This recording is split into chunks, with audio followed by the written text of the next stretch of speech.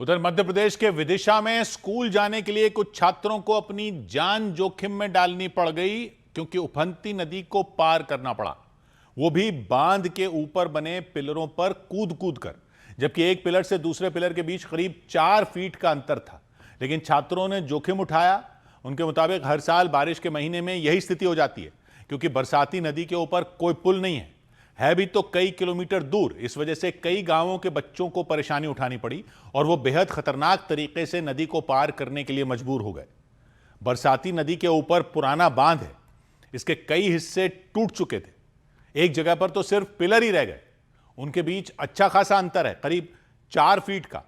परेशानी यह थी कि छात्रों का स्कूल नदी के दूसरी तरफ है, इस वजह से उन्हें पिलरों पर कूद कूद कर बांध को पार करना पड़ा, नदी के उस पार जाना पड़ा। लड़कों के साथ लड़कियों ने भी इसी तरह नदी को पार किया। ऐसे में जरा सी भी चूक होती तो जान खतरे में पड़ सकती थी। कोई भी अगर नीचे उफनती नदी में गिर जाता तो उसका बचना मुश्किल हो जाता। छात्रों के मुताबिक उनके पास दूसरा कोई रास्ता नहीं था क्योंकि नदी को पार करने के लिए जो पुल है वो करीब 10 किलोमीटर दूर है, वहां से घूमकर आने में काफी वक्त लग जाता है। इसी परेशानी की वजह से कई छात्रों ने तो स्कूल जाना ही बंद कर दिया। बताया गया पुल ना होने के कारण हर साल कुछ महीने के लिए उनकी पढ़ाई बर्बाद हो जाती है। हर बार ऐसा ही होता है, 4 महीना नदी चढ़ जाती है तो बच्चे स्कूल नहीं जा पाते, उनकी पढ़ाई बर्बाद हो जाती है। बाकी अभी अगर मैं 4 महीने और स्कूल जा पाता तो मुझे भरोसा है मैं और अच्छी परसेंटेज बना सकता था। स्थानीय लोगों के मुताबिक बारिश के दिनों में वो अपने छोटे बच्चों को इस वजह से ही स्कूल नहीं भेज पाते। कई किलोमीटर दूर मौजूद पुल को पार करके बच्चों को स्कूल भेजना उनके लिए संभव नहीं है। आरोप लगाया गया कि समस्या कई साल से है, लेकिन प्रशासन इसे दूर नहीं कर पाया। हालांकि एसडीएम ने दावा किया कि उनके पास इसकी कोई शिकायत ही नहीं पहुंची, किसी ने कोई जानकारी ही नहीं दी। अगर उन्हें पता रहता तो वो जरूर कोई ना कोई उपाय करते, तुरंत कदम उठाते। हम लोग के भी संज्ञान में इस वीडियो के माध्यम से ही आई है। इससे पहले गाँव की जो स्थानीय संस्थाएं हैं और ग्राम पंचायत है उनके द्वारा ऐसी कोई स्थिति हम लोग के नॉलेज में नहीं लाई गई, ना ही कोई मांग की गई। बाद में प्रशासन ने पिलरों पर कूदकर स्कूल जाने पर रोक लगा दी। पुलिस को निर्देश दिया कि वो इसकी निगरानी करे ताकि किसी भी की जान खतरे में ना पड़े। उधर केरलम के आलपुड़ा जिले में भारी बारिश हुई तो कई रिहायशी इलाके बाढ़ की चपेट में आ गए।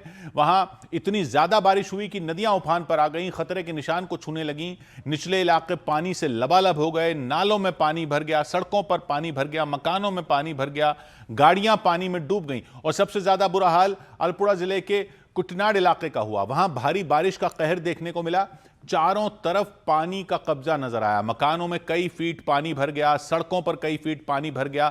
हालात ऐसे हो गए कि लोगों को अपना घर छोड़कर जाना पड़ा। बाढ़ की वजह से वो बाहर निकलने को मजबूर हो गए घर से, अपनी जरूरत का सामान लेकर दूसरी जगह जाते नजर आए। बच्चे और बुजुर्गों को नाव की मदद से निकाला गया, गाड़ियों में बिठाकर दूसरी जगह भेजा गया।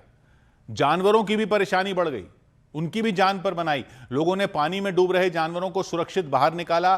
खतरे को देखते हुए उस इलाके के करीब 90% लोगों ने अपना घर छोड़ दिया, उन्हें सुरक्षित जगह भेजा गया। इलाके के विधायक और बाकी लोगों ने उनके लिए राहत शिविर का इंतजाम किया और रहने और खाने पीने की सुविधा मुहैया कराई। इधर दिल्ली में भारी बारिश के बाद कई इलाकों में घुटनों तक पानी भर गया। दिल्ली में भारी बारिश की वजह से कई इलाकों में जलभराव हो गया और घुटनों तक पानी भर गया। बारिश के कारण सड़कों पर लंबा जैम लगा रहा और गाड़ियों की रफ्तार थम गई। उत्तराखंड के चमोली जिले में लगातार हो रही बारिश की वजह से कई इलाकों में पहाड़ के हिस्से टूट गए, सड़कों पर मलबे का ढेर लग गया। इससे नेशनल हाईवे और बाकी इलाकों को जोड़ने वाली 15 से ज्यादा सड़कें बंद हो गईं।